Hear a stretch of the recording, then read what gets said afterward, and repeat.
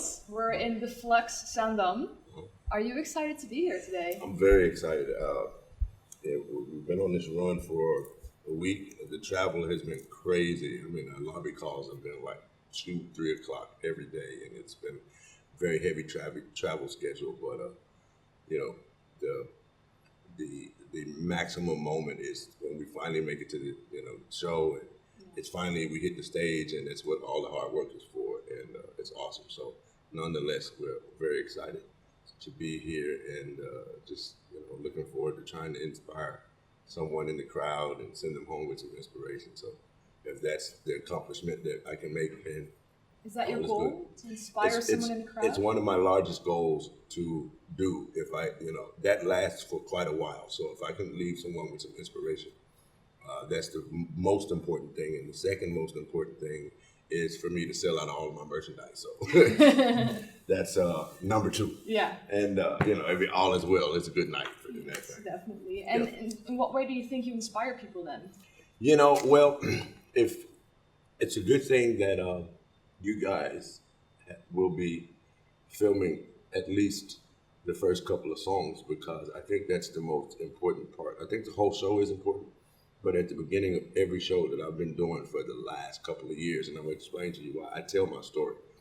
And I'm glad that you're capturing this, because now I can sit down and just tell you my story. And my story is I've been through a lot of things in life, and I didn't just land here, I'm about to be 44 years old, and for at least 20 years, I lived my life in a very dark place. And what I mean by a dark place is that I did a lot of drugs, and the whole street life and the whole prison and guns and just addiction was very heavy, and I almost died about 5 or 6 times. Really? I'd done a lot of dope, and it wasn't cool. It wasn't who I was supposed to be. So after a while, something clicked, with my wife, LaDonna Gales, and she got, she got took through the ringer the first 4 years of our marriage, and she hung in there with me. She said, "Man, something is missing, and I'm gonna help you find it." And she stuck with me. She almost left, but she hung in there, and I gave up. I said, "Man, I can't do this no more. It's not working for me." After all them years of being comfortably miserable. And in about a month and a half, I will be 2 years clean. Wow. So I tell that story in the beginning of every show so that people can know, because during my show, I get so emotional that I just start crying because the music is so powerful. So I explain to them why the tears come. And, because some people may come to the show tonight and be seeing me for the first time, and they don't know any of my background history, don't know what it took for me to get where I am. So I explained that in the beginning, and that sets the precedence for everybody. Wow, this guy's been through so much, and if he can come through it on the other side, then there's a possibility that I can too. So I give them that part of the story in the very beginning, and then commence to giving them an ass whooping on the guitar. I can imagine. I read some reviews, and they all said that your show is sort of like an emotional roller coaster. It is. That's how they describe it. Uh-huh. But is it just people? Do you want to just inspire them based on not using drugs, not using alcohol, or anything like that, or could it also be overcoming a depression or anything else? Exactly. It's anything that is a stranglehold that is, and that could fall into several different categories. For me, it was a heavy addiction to street life, drugs, as I said. And the inspiration for them is first the verbal inspiration that I want to give them, and then follow that up with this massively powerful, energetic, emotional musical show that you can visibly see. If you could see what emotion looked like, then come to one of my shows and you'll see what it looks like. Because is it seeing or hearing though? It's both. You're definitely hearing it, but you actually see. And I think that possibly what you might have seen in the reviews when they're saying it's emotional, like it's like this, man. It's very hard to describe, man, and it's very hard to describe. And I give it everything that I have, and I give it all You know, every single night. It doesn't matter if the house is packed or if it's 2 or 3 people there. Yeah. And, you know, I'm doing the show for the people, but at the same time, I'm performing the show for me because it helps me too. So, Yeah. you know, So in what way has music helped you to actually overcome all this? you know, it's the one thing that's never left me. It's the one thing that's never let me down, and it's always been there, no matter how much I turned away from it or neglected it or whatever. And fortunately, I didn't damage my hands or my fingers, and I still got the capability to utilize my craft. You know, I think that all my brain cells are still working, and you know, I know a lot of friends that either passed away, brain ain't working right no more, lost an arm or fingers or hands or just gunshot wounds and things of that nature. And I've been very fortunate, man, to have another chance, to reinvent myself. And I'm out here every night, trying to spread inspiration. Do you think you actually understand the blues better now that you've gone through this? Yeah, you know what? I believe that unfortunately, blues is a perspective that derives from pain. And I tell the crowd oftentimes that, you guys are the beneficiary of my pain. And I am too. But I have to say that having the capability to play through things that I've been through in life, it's such a refreshing feeling after I do, So I think that my story and everything that I went through, fortunately, like I said, I didn't pass away in the process, was inevitably situations that added to me being where I am now and being able to describe and explain stuff that I've been through and I made it out of. You know what I mean? Like, I wouldn't suggest nobody to take that road in life because I danced with the devil for like 20 plus years, like willingly danced with the devil. And not saying that I worship the devil or anything, but it just wasn't the right kind of thing to do. It was like I didn't care if my heart stopped beating at night, and I searched out for that. That's the kind of stuff I'm talking about.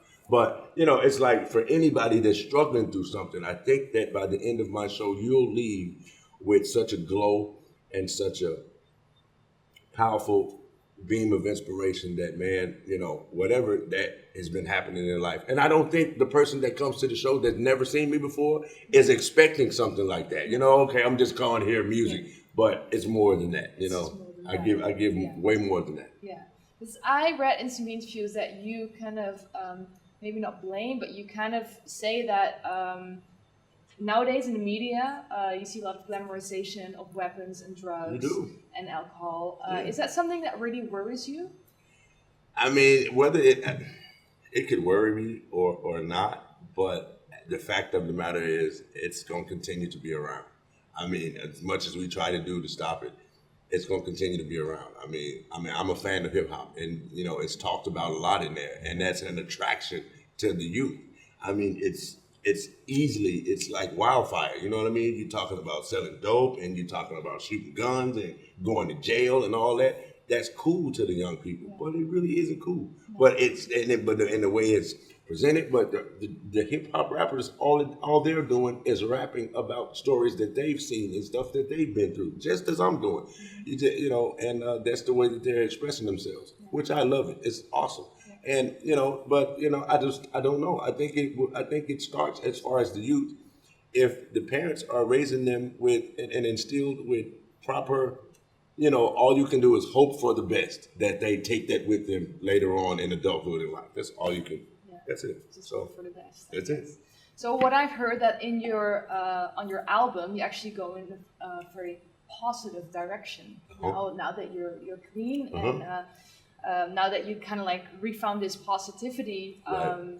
I really like this new song, "Good Times," and it really like the way it starts already. Like this is the way it like start now. That's how you start a record. Yeah, exactly. Yeah. So apart from your wife, what has sparked this positivity in you? Man, it's just realizing that everything that honestly, just realizing everything in the whole 20 years that I let pass by, you know what I mean? And now that I know that I have a leash and there's nothing holding me back. I mean, I'm as free as I could ever be right now, so I'm ready for whatever that comes my way. And And in that sense, you know, it just sparked this middle of the road record, and I was like, man, let me talk about like the bright. Like I've spoken so much in songs about all of the dark stuff that I've been through. Now let me tell you about the dark stuff, but then now let me tell you how it was so miraculous that I made it through. Yeah. You know, and give them some sort of let's go from here and go to there and show the hope and the light at the end of the tunnel, because a lot of people I think are living out there and just existing and don't see any bright light at the end of the tunnel. You know what I mean? Just wandering aimlessly. So that was my intention, to try to do a record from beginning to end that ended that way, beginning with a good time and ending with swamp. You know, and just taking you on into the sunset. You know, journey. And the journey. Yeah. So what does the title "Middle of the Road" refer to then? Middle of the road. This is the number one question I get asked all the time, because most people think that that's not a good thing to be in the middle of a road and you could get ran over by a car or a train, especially me, a train, you know? So I grew up with my father always asking me, son, I hope you're keeping it in the middle of the road. So middle of the road means when you're in a driving perspective and you're in the road, right? The best point of vantage that you want to be is in the middle of the road. If you swerve over in the grass, that's not good. If you swerve over in the gravel, that's not good. So you always want to keep your car driving in the middle of the road. So that's my interpretation of being in the middle of the road. It was a quote from my father for years. Because he was a truck driver for 40, 50 plus years. Yeah. And he says, man, I'm just keeping it in the middle of the road, you know? So. But isn't that just playing it safe, the middle of the road? That's playing, it's better safe than the other option. That is true. Right? But I do feel like as a guitarist, you're pretty groundbreaking. And it's really like you're not playing it safe. You're just mixing all these different genres together and playing the guitar in a completely different way than all the other people are doing. I never thought about that. That's not middle of the road playing, then. True. You know what? That's very introspective that you speak about that, and I don't know what to say behind it. I mean, it's really you got me stumped on that one. It's really, you know. All I can say is you're exactly right. Yeah. You know, and I guess the whole middle of the road perspective was about me as a human being being finally in the middle of the road, because either I was far left or far right. Now I'm centered. You know what I mean? And that's the ultimate thing. You know, just being centered in life. You know, not hanging off a cliff or jumping off a bridge, being able to go across that bridge in the middle of the road successfully. Now the playing wise is totally off the grid, you know what I mean? And it's all everywhere, you know, and that's ultimately who I am as an artist. I like all kinds of styles. So I chose this record to try to just give different sauces and spices and make it meet in between the bookends, you know? Yeah, exactly. Yeah. So as far as like being middle of the road and commercial success, like I feel like you're an incredible guitarist, but I mean, not saying anything bad about Podium de Flux, but it's quite a small stage, and I feel like you belong in the big stadiums, like right next to like Joe Bonamassa or something, right? Do you feel like you want more commercial success? You know, I mean, I don't know any artist that would say no to it, and you know, actually, a lot of this comes from the damage that I done in the 20 years to my reputation, you know what I mean? And like, you know, now it's in the rebuilding stage, and, you know, I have no problem in the rebuilding, because honestly, I do like the intimacy of close places like this. You know, just, you know, a couple of weeks ago, I was in front of like 15,000, you know what I mean? It's kind of here and there, you know, so it actually is there. And, you know, for me, the commercial success is that one person that show up and I send them home inspired. For me, that's it. But I know your question is in the other area, and you know, I see it on the uprise. I see the snowball effect of it becoming more and more epidemic, that people are like, wow, man, I heard of this dude back in the 90s and I didn't hear from him for 20 years. Now he's back, and you know, seeing it grow massively is, you know, and where it goes, I'm prepared for it. And you know, and until it gets as massively as my good friend Joe Bonamassa, then you know, I'm gonna keep riding this wave however it goes. Yeah, exactly. So where do you like to see it in the end? Would you actually like to play a stadium, or do you always want to keep playing small venues as well? Because, I can imagine with that a roller coaster effect of emotions, that's where you actually get the emotions across in a small stage, right? True.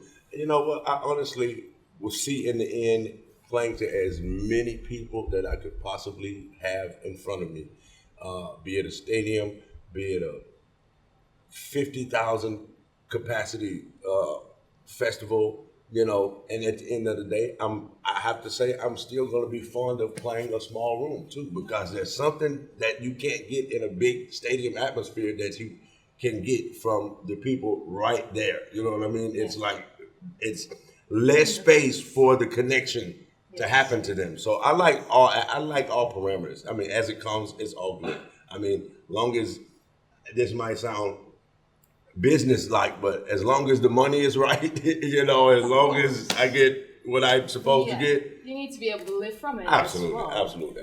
Yes. Of course. Yeah. So, what are some of the artists you would still like to collaborate with? John Mayer is one that actually is not far off. I mean, actually, that's happening, and I'm starting to write for this new record that I'm going to record in August. And unfortunately, I can't let you know who I have that is going to guest appear on this record, but you're going to say wow when you find out. It's pretty massive collaboration of people that I have that's going to be a part of this record, and I cannot wait. All right. I like huge, massive names. You're also friends with lots of people. Yeah, that helps. They all seem to really appreciate your music as well. Yeah. Is that important for you to get recognition from other guitarists in the field? It matters. I'm gonna say it matters. Is it is it a deal breaker if they don't? No, it isn't. But it matters to me that my peers are, saying, wow, this Eric Gales dude is wow. You know what I mean? So I would be telling you a lie if I said that it doesn't continue to help me feel as humble as I can be, knowing that people that I admire are saying that, dude, this dude is one of, if not the best guitarist in the world, and I hear this coming from people that I think that's the best, and that's awesome camaraderie, to say the least. So, and I can imagine it was also really fun to play with your brother the other day. Absolutely. I heard you play with him during the Resurrection tour. We did. And what was that like? We put that, my wife was responsible for putting that whole thing together, and my brothers, and she is the one that convinced everybody to get back together again. Not that we had any bad blood, it's just my brother had, my brother still writes behind the scenes, but we called him back out after 20 years. And it was so massive. It was overpacked in the place, and we cried, and it was awesome. Now, from that show, I honestly believe that there are going to be some more reunion shows from that. Yeah. Because the original Eric Gales band, that's what was the start for me, and it was awesome, man. I mean, my brother, he couldn't believe everything, and my wife went all out, and she made it massive. It was beautiful, man. She done a great job, and it was awesome. Yeah. It was awesome. All right, so what can we expect tonight? Man, sometimes generally I have no idea what's going to happen until I do it. Yeah. So I'm a very spontaneous person, and I go with everything that I have when I walk on the stage, and I leave it there. So I give it everything I got. I got a few tunes that I'm going to play and give it everything that I possibly can give, and hopefully the inspiration spreads in the room and seeps out of the room, and they take it with them, and just have a really fun, good time, basically. Yeah. I promise you I'm going to play my ass off for y'all tonight, man. I'm going to give y'all everything I got. Is that okay?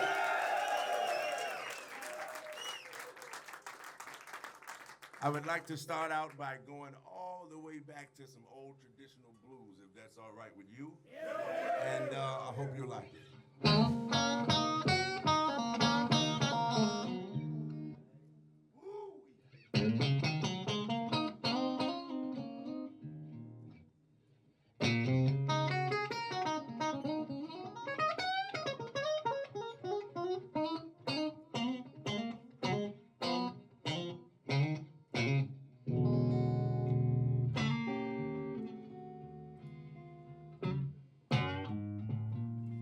I've been a fool loving you, yeah. You never loved me, yeah. And now you say we through. So if you really don't love me, I know, no, yeah, somebody that will. I came home early the other night. Well, somebody, you embracing so tight. But if you really don't love me, I know, no, somebody that will. Help me. You disrespect me right in my face, while someone can easily take your place. So if you really don't love me,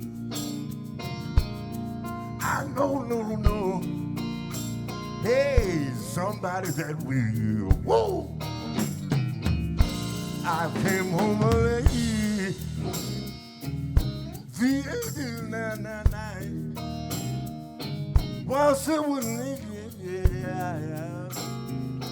you embracing so tight.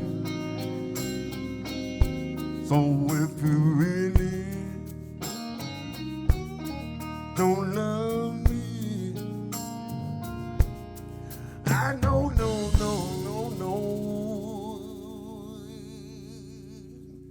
Somebody in the Netherlands will.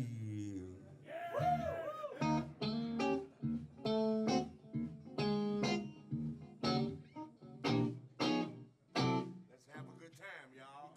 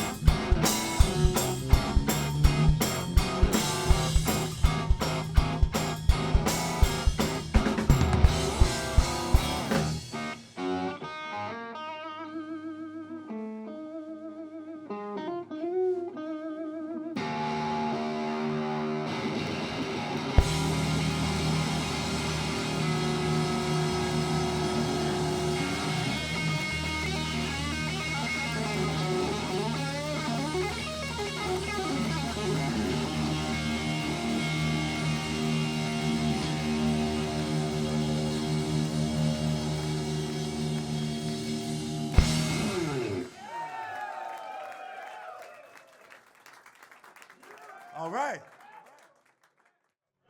I got a song I'm about to do now off of this middle of the road record that I have, and I hope you enjoy it. It's by Freddie King, and the name of it is called Boogeyman. Check it out.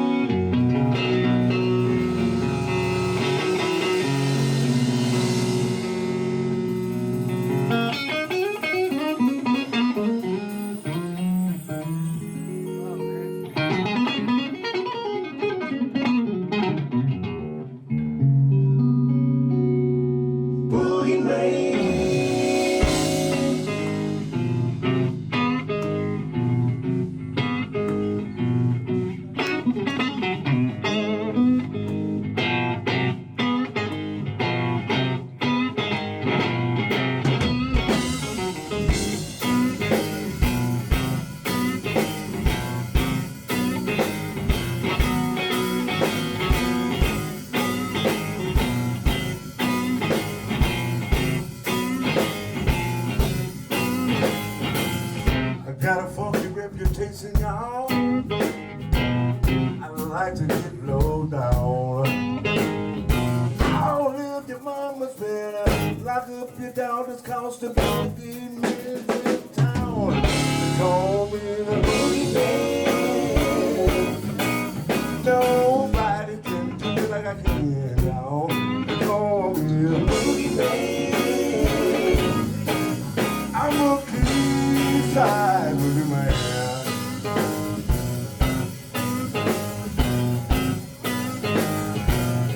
Hey, hey, my Lord.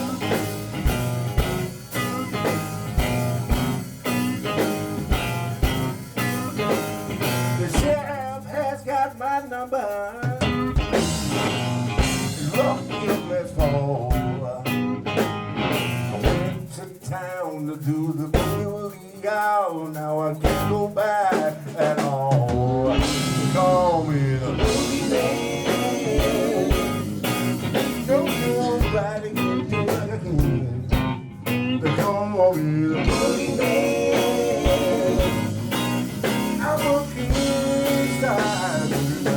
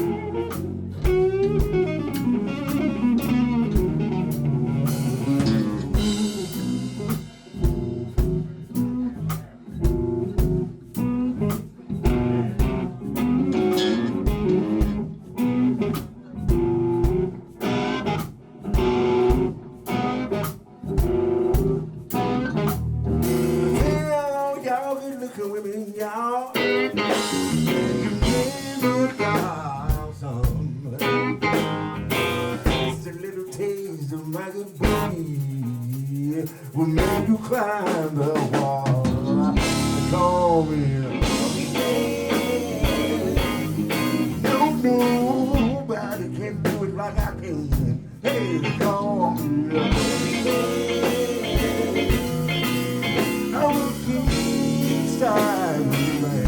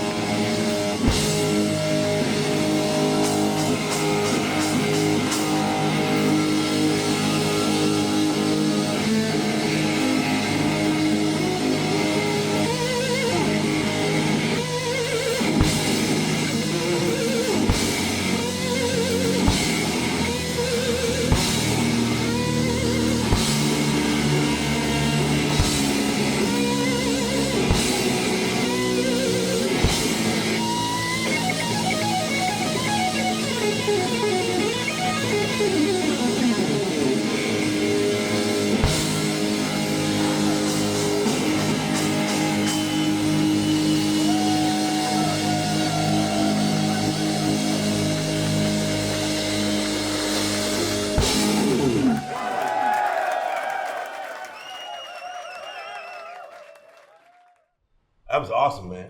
Yeah.